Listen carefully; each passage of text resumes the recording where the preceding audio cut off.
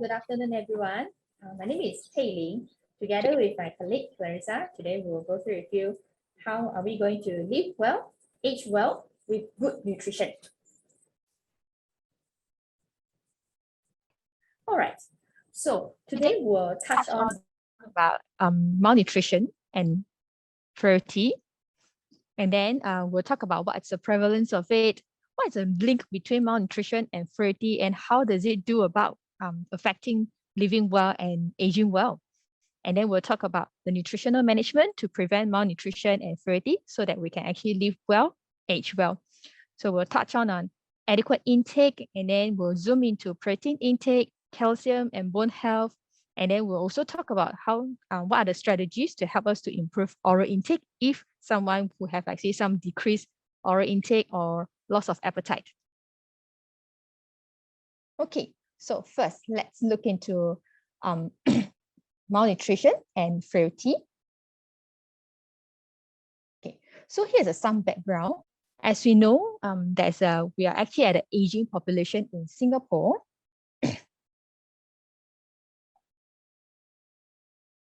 And in 2020, right, there are actually like about 16.8% of the populations are aged 65 years and above.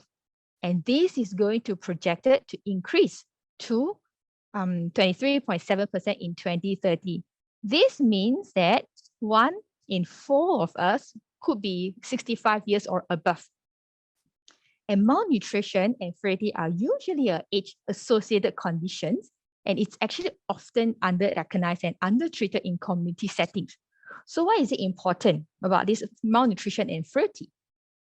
Okay. So there's a study that shows that there's a study done in 2017 that shows that there are about 30% of people aged 55 years old in our community who are malnourished or at risk of malnutrition. That means 3 in 10 of us, 3 in 10 of the older adults in Singapore could be malnourished or at risk of malnutrition. And then the same year, there's another study that reported that approximately about 6% of the community dwelling individuals who are aged 65 and above, they are frail. Okay. So malnutrition, or we often refer to undernutrition, it develops when our body does not receive adequate protein and calories to maintain a healthy body function. So when we do not have adequate energy and protein intake, it thus leads to unintentional weight loss. So you find that you're actually getting lighter and lighter, and this will also contributes to a lower muscle strength. So when you have a lower muscle strength, you actually could in turn have a poor physical performance. You may easily feel exhausted when you do something, and it actually will also cause you to have a reduced physical activities. And this will become a cycle whereby when you have a poorer physical performance, or you feel, more lethargic, it may actually cause you to have, further poor appetite. You don't feel like eating, then it further causes, the weight to drop, and everything will just continue. Okay, so all these things, right, could result in higher risk of falls. You have a poor healing, an increase of infections because your immune system might be weaker, so you actually easily fall sick, and you may have a higher risk of post-surgical complications. So for example, touch wood, so if you have a fall, you need a surgery. And then if you have a poor nutrition, if you're malnourished, it could actually increase your risk of all these, post-surgery complications. And it can also lead to a longer hospital stays or a hospital readmission. Okay, so then what is frailty? Frailty is a syndrome characterized by a reduction in muscle mass, strength, and endurance, and it is a risk factor for dependence and disability. So frailty can also result in a lot of undesired consequences, such as fall risk, loss of muscle mass and strength, fatigue, malnutrition again. And it does actually associated with increased dependence when carrying out activities of daily living, like eating, toileting, bathing, or dressing, which means you may actually need help from other people to help you carry out all these daily living activities. It will also cause a decrease in mobility, whereby you may actually require mobility aids like walking sticks or walking frame, and thus also results in a hospital readmission and increase of mortality. So as you can see, the results I say from malnutrition, if you're malnourished or if you're frail, it does leads to a lot of undesired consequences. And if both does happens together, that's actually something that we really don't want it to happen, because it does leads to a higher rates of functional disability, a poorer quality of life because you're more dependent, and it also increases a higher rates of mortality. Well, the good news is malnutrition and frailty are reversible and preventable. So this is what we wanted to discuss today, how to prevent all this, and so we can live well and age well. Right. So what should we do to prevent malnutrition and frailty? Okay, so this is where we'll talk about the nutritional management to prevent malnutrition and frailty.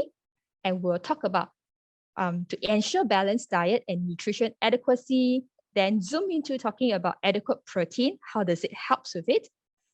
And then we'll also talk about adequate calcium and vitamin D, and what does it do?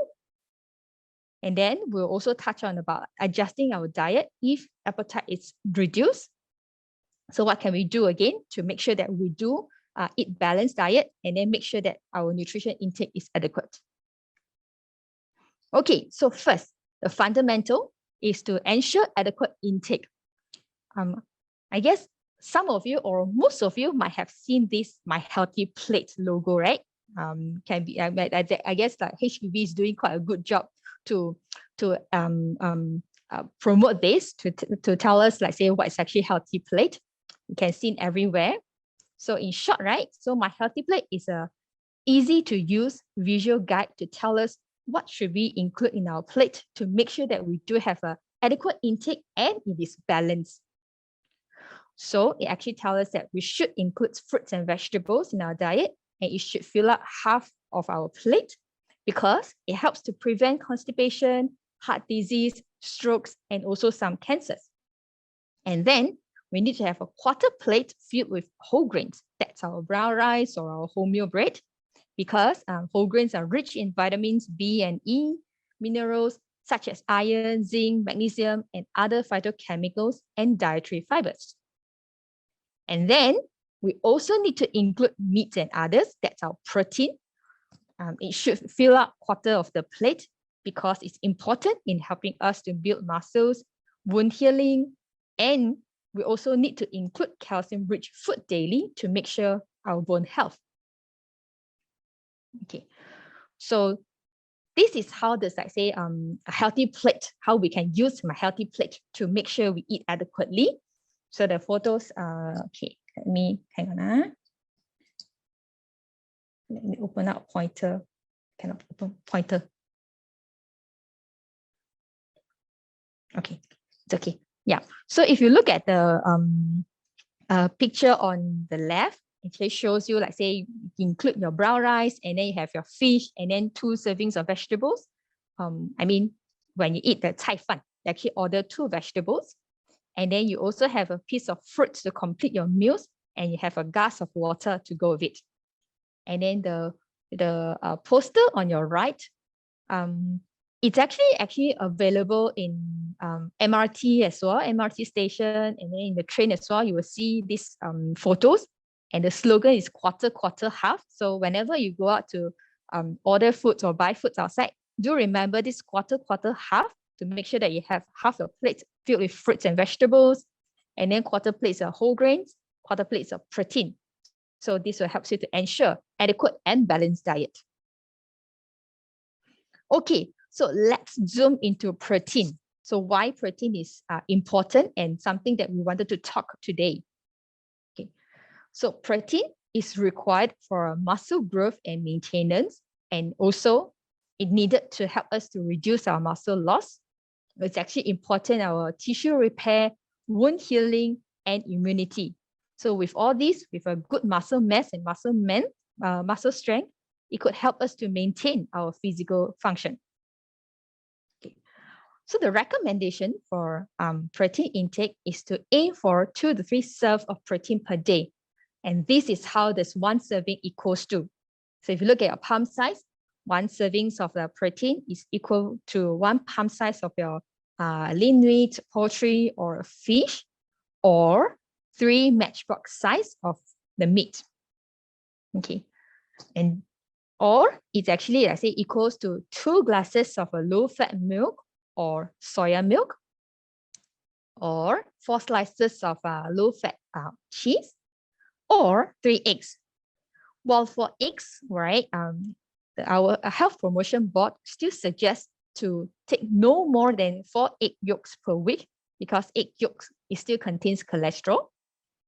Okay, so non-dairy or non-animal proteins includes cooked beans or peas or pulses or lentils, or 3/4 cups of it, or 4 pieces of a tempeh, or our tofu.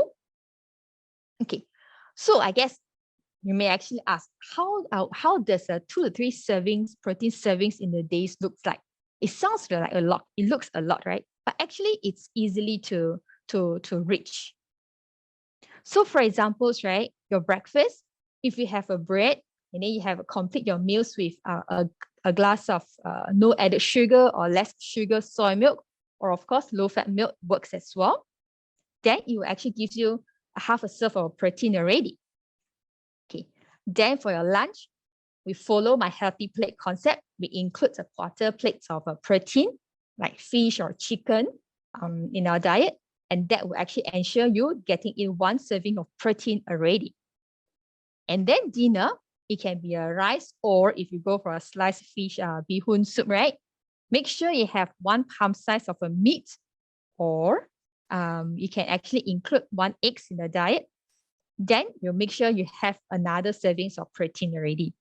So as you can see, right, if you follow my healthy plate for lunch and for dinner at least, you are making sure that you're taking in at least 2 servings of protein a day already. And then on top of that, if you have a glass of soy milk in the morning, or maybe a glass of soy milk or milk as a tea break or before sleep, you are actually taking in the 3rd servings of protein for the day already. So that's easy, right? Okay, so protein intake is important. And further to this, right, if you are able to take it together with exercise, it does help further with the muscle building and muscle strength. So it is suggested that if you can take a protein-rich meal after exercise, it will actually help us to have a better muscle building, which means after exercise, go for your lunch or go for a dinner and make sure that you eat according to my healthy plate. All right, so we talk about protein and how this is actually important to help us to live well, age well, prevent malnutrition and frailty. And now I will hand over to my colleague Clarissa to share with all of you the calcium intake and how does it help us with our bone health. Okay, Clarissa, to you. Okay, so to start off with, so having adequate calcium intake and good bone health would decrease our risk of fractures and then preventing frailty. Okay, so as we move on, so calcium plays an important role in maintaining strong bones and teeth and maintaining muscle and nerve function. Okay, inadequate calcium intake can lead to weak and brittle bones. Okay, so compared to our Western counterparts, Asians tend to take lesser amounts of calcium daily. This could be due to most of us being lactose intolerant, or simply that we do not, usually have the habit of taking in dairy products, especially amongst the elderly. Adults above the age of 50 are at higher risk of losing bone mass faster. And if in addition, we do not consume adequate amounts of calcium per day, the risk of developing osteoporosis will be higher. If one's bones are not strong and if one falls, it will greatly increase the risk of fractures. As we know, the recovery period for fractures can take quite a long time, especially for the elderly. This then affects one's mobility, quality of life, and will increase carer burden. Malnutrition will also prolong the recovery period, as what my colleague has covered just now. Hence, having adequate protein and calcium intake will therefore prevent fractures and speed up recovery process. As we have learned, protein also helps with wound recovery. So before I move on to the next slide, would anyone in the audience know what kind of foods do contain calcium? You can write it in the chat. Or if, yeah.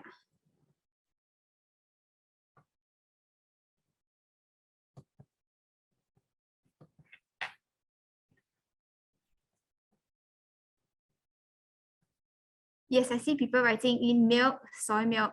So basically,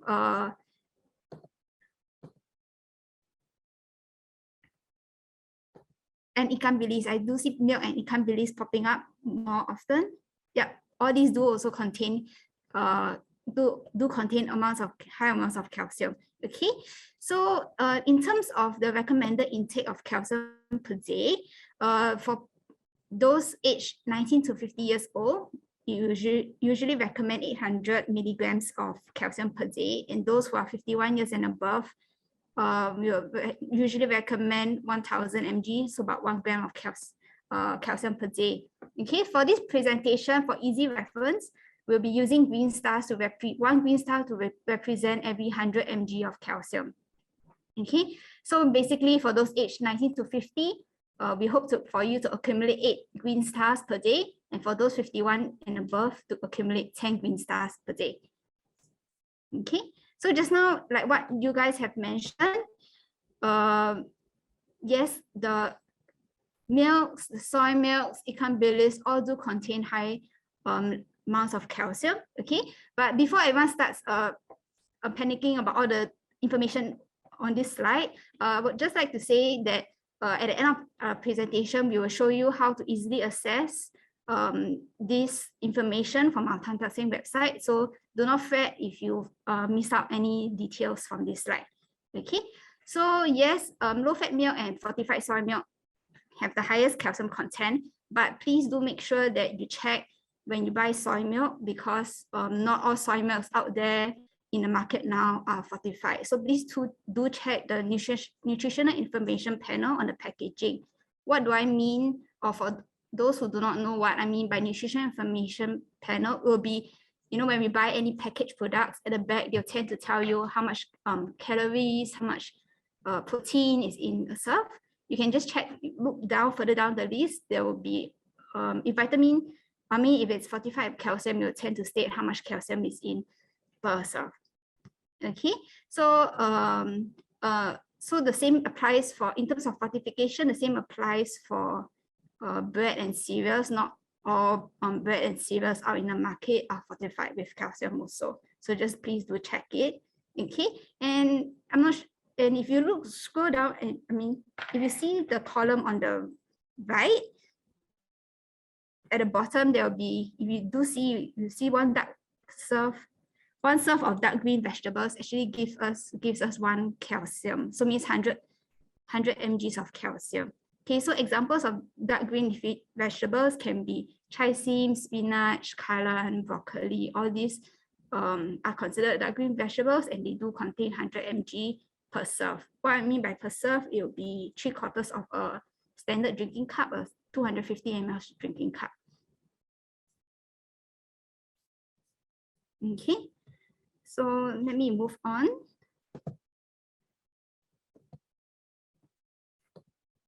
So other than another vitamin to keep in mind when we're thinking about bone health will always be vitamin D. Okay, so vitamin D helps promote strong bones by promoting calcium absorption.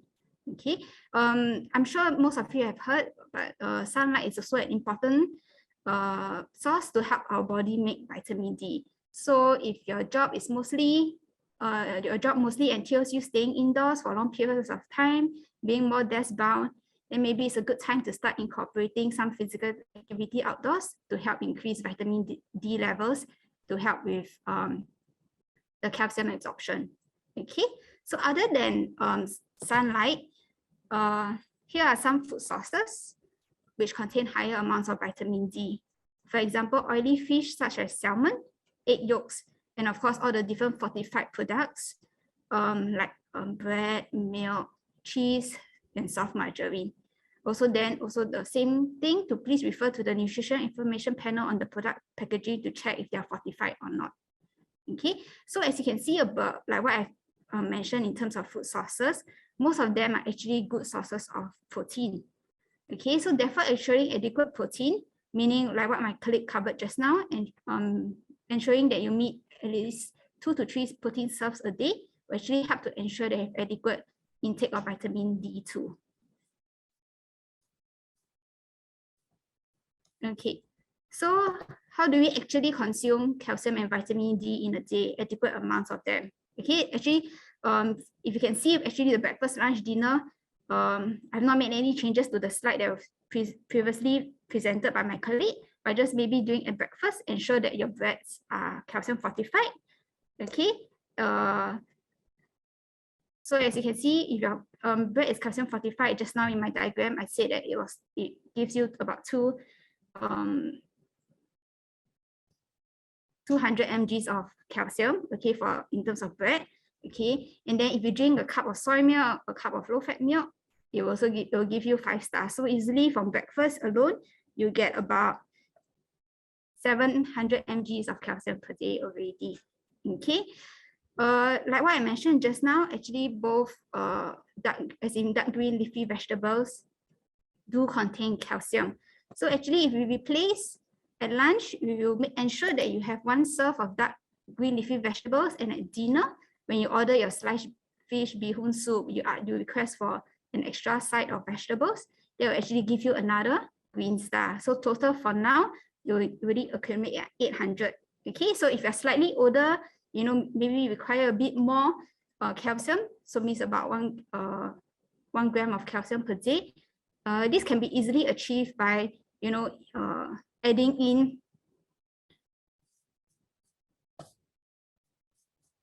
you can add in, for example, like a plain fat yogurt for afternoon tea as a mid-meal snack, or even having two extra slices of cheese on your bread to, you know, to help to make that to give you that 200 milligrams of calcium per day.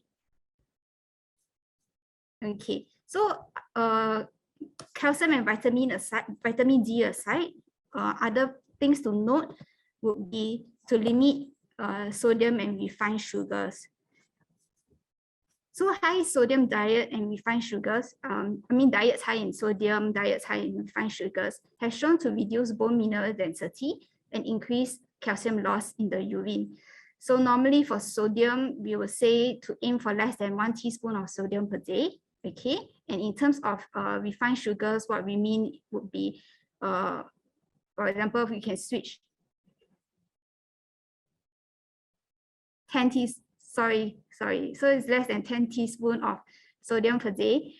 It's less than 10 teaspoons of sugar per day. And then we can start by opting for unsweetened reduced sugar beverages. We can replace sweets with those which are sugar-free, for example, and then replace like canned dried fruits with fresh fruits to reduce our refined sugar intake.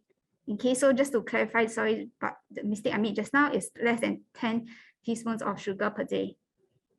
Okay, so another thing to take note of is to limit caffeine intake.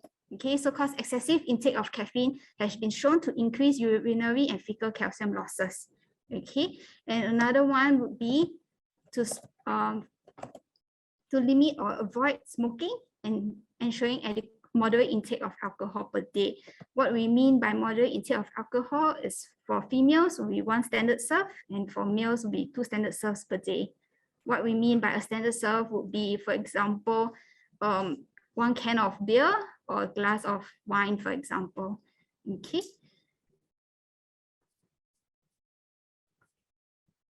Okay, moving on.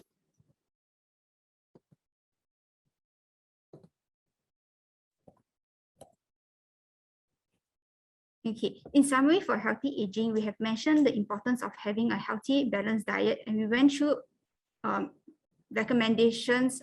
We went through the recommended protein and calcium intake per day. Okay. However, the importance of regular physical activity cannot be forgotten.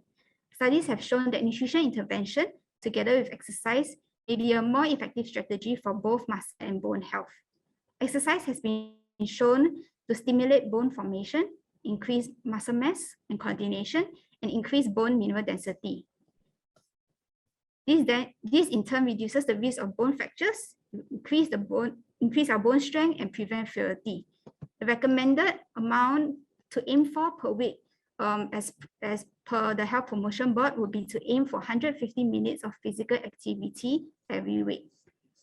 Okay, so moving on, we have spent a good amount of time presenting on the dietary recommendations to prevent malnutrition and frailty, but what we have been speaking on would be the target or the ideal portion servings that everyone should be consuming.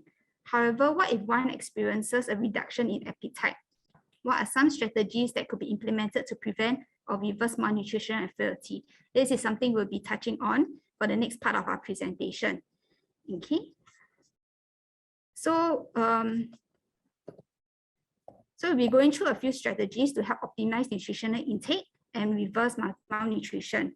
Early satiety occurs when you are unable to eat a full meal or feel very full after only eating a small portion. Okay, so for those who experience poor appetite or early satiety, we'll always recommend a food as a first approach. Consider the different the food preference. Consider whether some people as they age, for example, or maybe when they're not feeling so well, they will prefer softer foods like maybe porridge over rice. So maybe switching, just a minor switch, will also then encourage intake. There isn't a strategy that will work for everyone, and that's why the nutritional recommendations tend to be more individualized. Okay.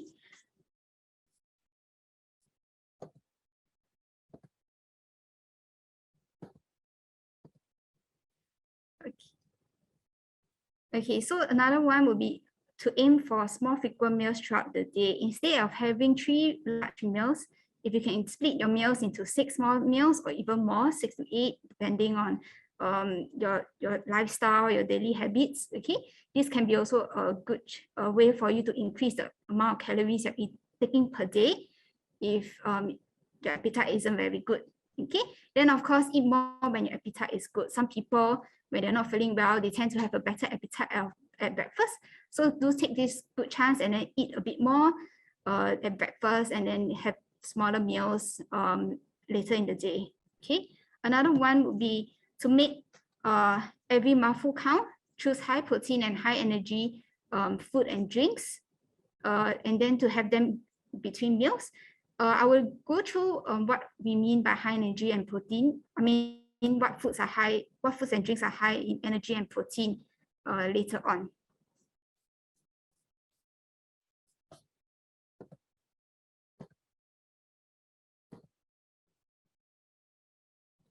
So some other strategies could include scheduling fluids away from meal times. This is just so that water won't take up some space in the stomach, and we can incorporate more food in within that time, within the meal time. And of course, enjoy a variety of food. That's a very important thing to note. Don't have the same food every day. We'll get bored of it. And then vary meals so that eating is not a chore. And then and if you can, have your meals with friends, relatives, so that meal times can be a bit more enjoyable and we won't find eating as a chore. Okay. Lastly, another strategy would be to consider oral nutrition supplements to optimize nutrition.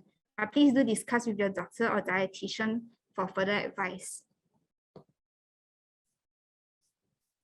Okay, so previously I did mention to incorporate more high energy and high protein snack options. Okay, so here are some examples that could be incorporated into your mid-meal snacks. For example, having yam paste, or even easily found soya bean curd can be easily be incorporated into as a mid-meal snack, for example. If you cannot finish one portion, it's all right. At least try to have at least half or even a few mouthfuls. At least every mouthful that you eat extra would count towards your energy and protein intake for that day. Okay, so here are the snack options. The following slide will be some options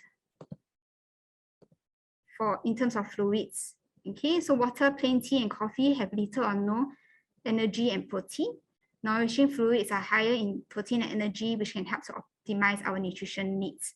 Okay, so but please do be mindful if you have diabetes. I previously the slide we mentioned those are higher in sugars, but in terms of drinks, alternatives would be those no sugar soy milk or reduced sugar or no added sugar cereal drinks.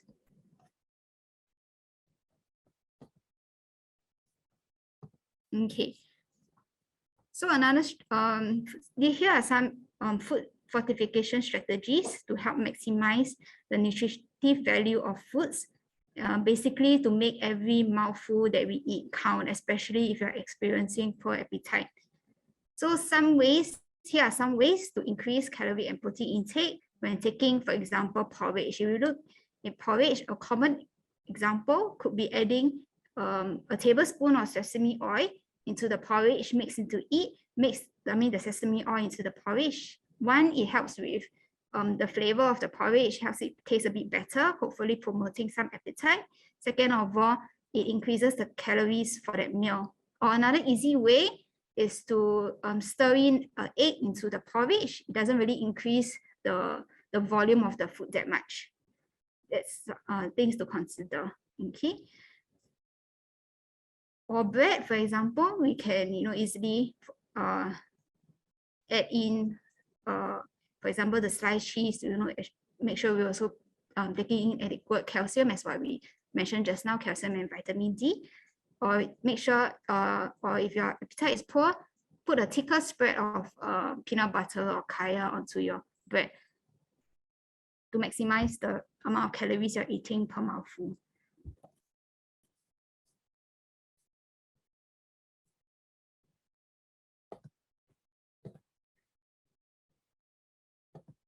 Okay, so in conclusion, malnutrition and frailty is prevalent in Singapore, as what we have mentioned. Okay, but importantly, they are reversible and preventable. Okay, what we have went through so far is to ensure adequate nutrition intake,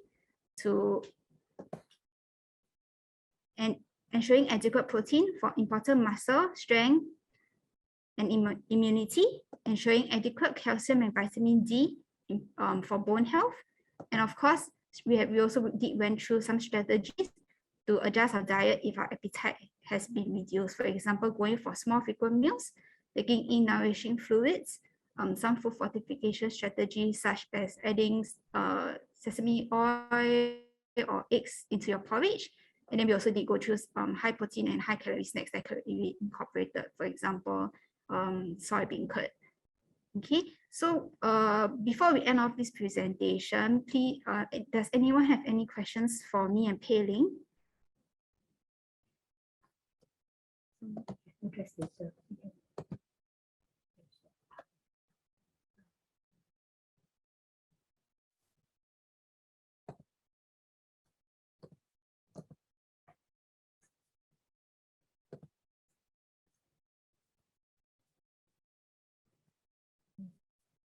Okay, so maybe before we move on to the Q&A Sections, right? Just wanted to actually share with all of you where some of what we shared earlier on, right? You can actually get the handouts or the details information from our Tan Tock Seng Health Library website. So if you go to this, this website, okay, I created a QR code here. I mean, this is not the official one, but it's just for easier to access, right? You can actually scan this QR code and then it leads you to this Tan Tock Seng Hospital Health Library. And then for a nutrition part, right, you just have to click on to end to show the nutrition portion. And then you can find a whole list of the nutrition topics here. So just now when we actually mentioned, like Clarissa shared on the nourishing drinks, nourishing fluids, right? Right, thank you, and Clarissa. Yeah, sorry, just a moment.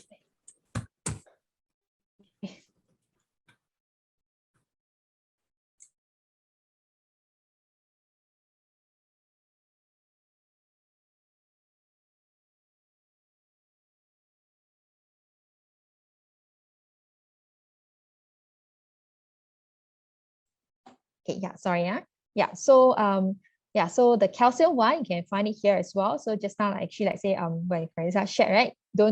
Don't fret out if you didn't take a snapshot of the calcium food or so, whereby actually you can get all the information from this handout. So I show you what are the food that high in calcium, and then what are the calcium content.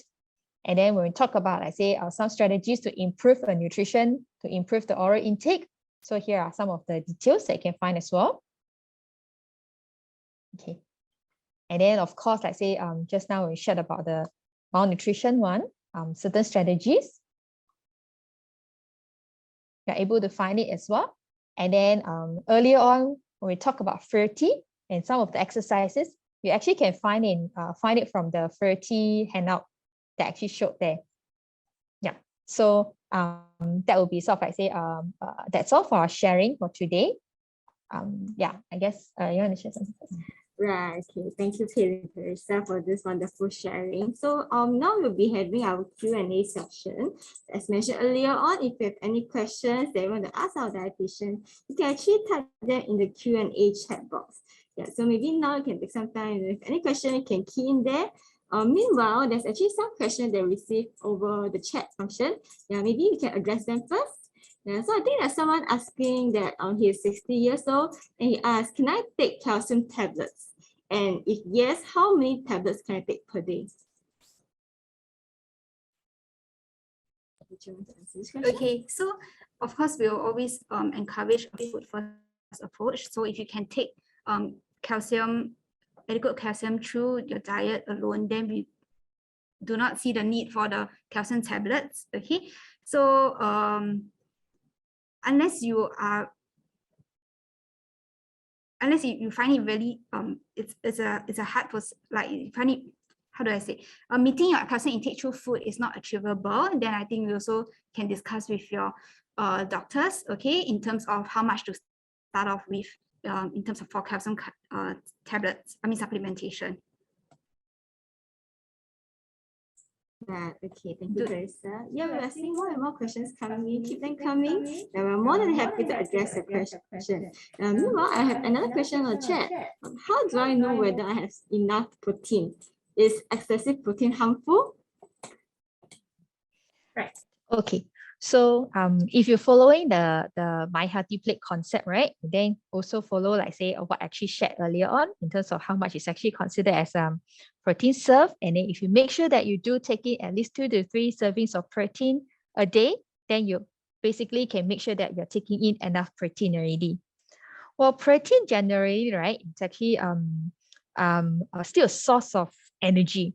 So if you have an excessive protein, so for example, right, if you're having like 1 liter of milk a day, and then you eat also, like say, having a lot of like steaks or taking a whole roasted chicken kind of like excessive amounts, right? It does actually contributes to a weight concern in that sense, because protein is still a source of calories. So it's actually really not recommended for you to take unnecessary excessive protein or any of the food intake, because first it's actually weight concern.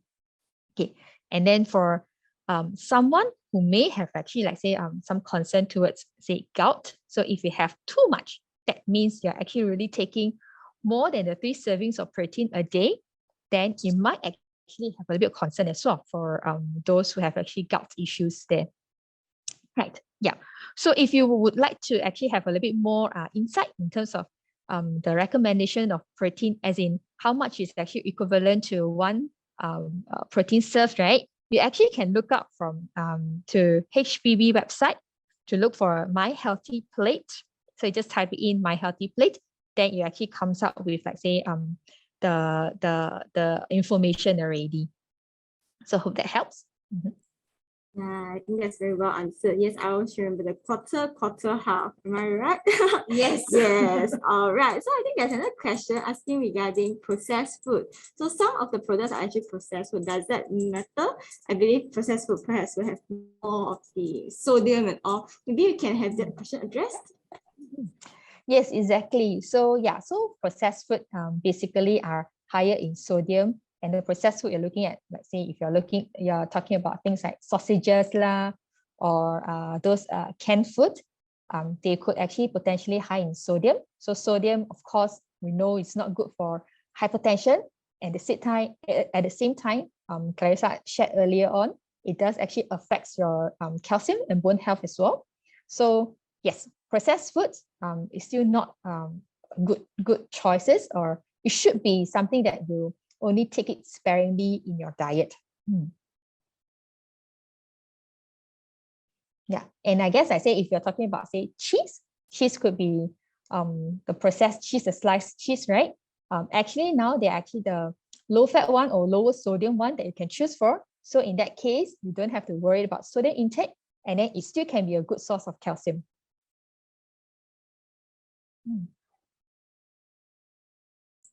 Right, I think we have that answered. So processed food, if you want to take, do remember to limit the intake.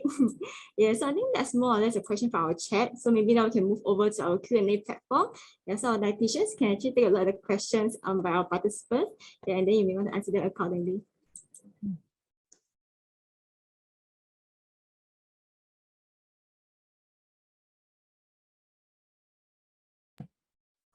There's this question on the Q&A chat. Is nutrition intake and sunlight enough to hit the daily intake of vitamin D, or do we still need to take vitamin D supplements?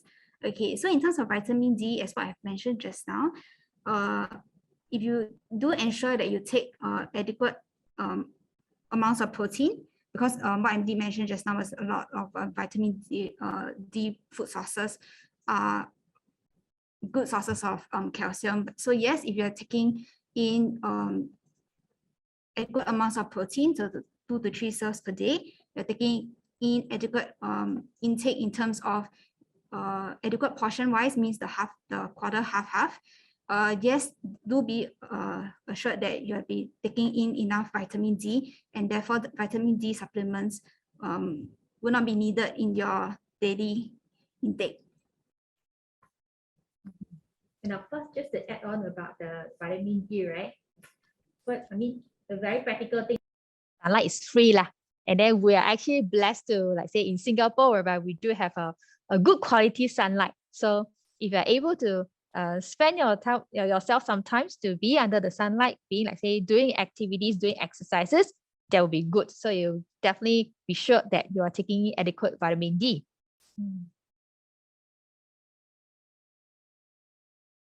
Okay, so I guess that will actually like say help to answer that.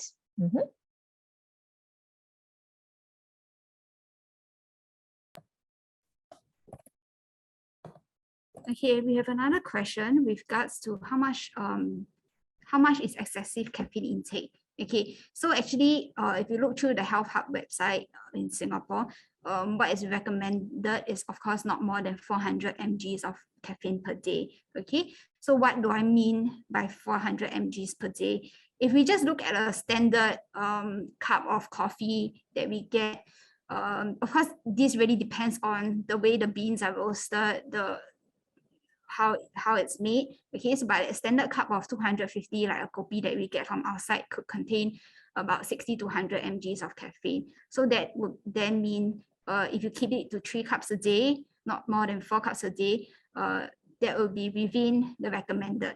Okay, but of course, if we look at, if you're talking about espresso shots, then of course 30 to 50 mg of caffeine has been found to be in each espresso shot, like 30 ml kind of volume. Yeah, and don't forget your kopi or the kopi that you take. At maybe kopitiam, there actually also contains caffeine. So how much is excessive caffeine? Perhaps I say if you have a concern of osteoporosis, or you actually like say have concern of bone health, you might want to keep your coffee or coffee intake to maybe like say no more than 3 cups a day. So it actually can help with it. Okay. Okay, yeah. So now we have another question asking you like what type of food is recommended for someone with arthritis in the knee and fingers. Well, arthritis it's kind of an inflammation status lah. So in terms of like say food-wise recommended, right? First, we'll definitely try to reduce any high-fat food intake. For example, things like fried food lah, or too much of the oil in the diet, or actually like skin wise, or animal fats, because fats could potentially increases the inflammation risk. So then I say if you always have arthritis issues, which is a type of inflammations, right? So all those high fat food you might want to reduce, including like creams, or when you have certain drinks, right? The cream on top lah, they're actually all high fat food. So for food that's recommended, basically it's actually still the fundamental, whereby ensuring taking in healthy and balanced diet according to My Healthy Plate, because say things like protein will actually helps with your immune system wise, help with it. And then like say those fruits and vegetables, those vitamins, minerals, the phytochemicals, all the antioxidants would actually help with the arthritis, or actually help with the inflammation as well. But of course, if you do have a pain or flare up, do seek input from your doctor for certain sort of like say pain relief. Okay, so hope that answered the questions. Okay, so okay, and then we have another questions asking on, can we take fish oil capsules to strengthen our heart and normalize our blood lipids? Okay, so for fish oil capsules, if you take it as just a general health, right? Like say take 1 capsules a day for a general health, that's actually fine. But if you're actually talking about normalizing your blood lipids, which usually is because of the triglycerides or cholesterol high, right? For this one, you may want to actually discuss with your doctor or consult doctor first, because your doctor, I believe your doctor might actually given you some other say supplements or medications to helps to regulate your blood lipids. And then if you would like to actually take fish oil as one of the strategies or approach to helps with your blood lipids, then it will be good to discuss with your doctor and then see which will be the best options for you.